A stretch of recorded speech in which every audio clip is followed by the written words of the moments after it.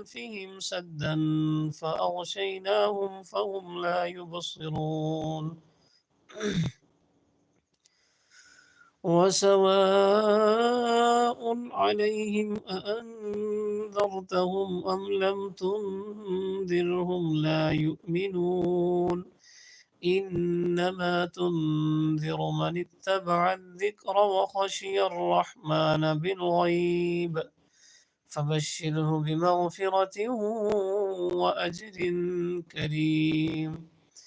إنا نحن نحيي الموتى ونكتب ما قدموا وآثارهم وكل شيء أحصيناه في إمام مبين واضرب لهم مثلا أصحاب القرية إذ جاءها المرسلون إذ أرسلنا إليهم اثنين فكذبوهما فعززنا بثالث فقالوا إنا إليكم مرسلون قالوا ما أنتم إلا بشر مثلنا وما أنزل الرحمن من شيء إن أنتم إلا تكذبون قالوا ربنا يعلم إنا إليكم لمرسلون وما علينا إلا البلاغ المبين قالوا إنا تطيرنا بكم لئن لم تنتهوا لنرجمنكم وليمسنكم منا عذاب أليم قالوا طائركم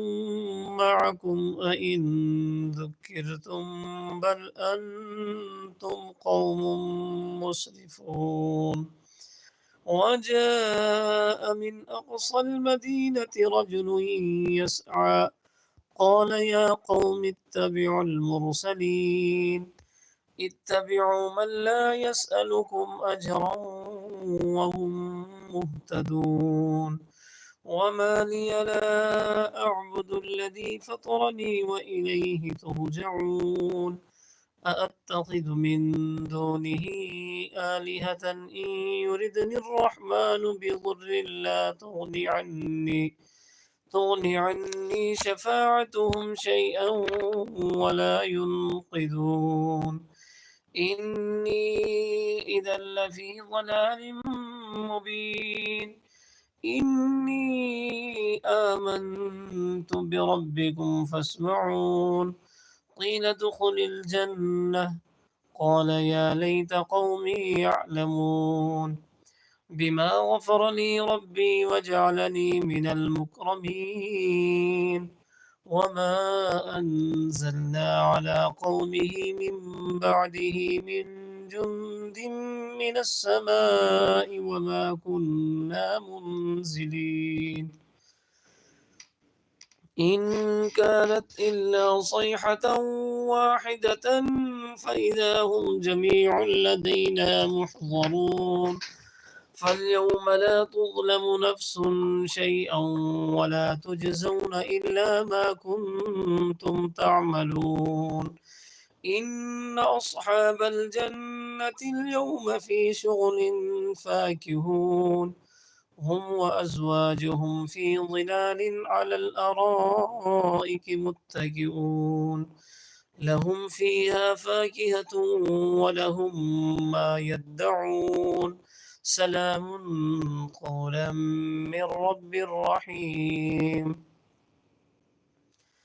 وامتازوا اليوم أيها المجرمون ألم أعهد إليكم يا بني آدم ألا تعبدوا الشيطان إنه لكم عدو مبين وأن اعبدوني هذا صراط مستقيم ولقد أضل منكم جبلا كثيرا أفلم تكونوا تعقلون هذه جهنم التي كنتم توعدون اصلوها اليوم بما كنتم تكفرون